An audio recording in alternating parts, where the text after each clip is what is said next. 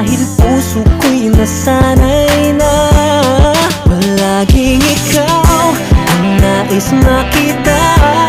Ganyan lagi ang aking nadarama.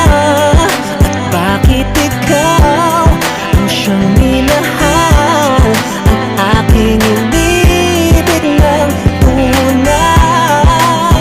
Huwag mo lamang sanang sasabihin iiwanan ako at may papalit na sa akin.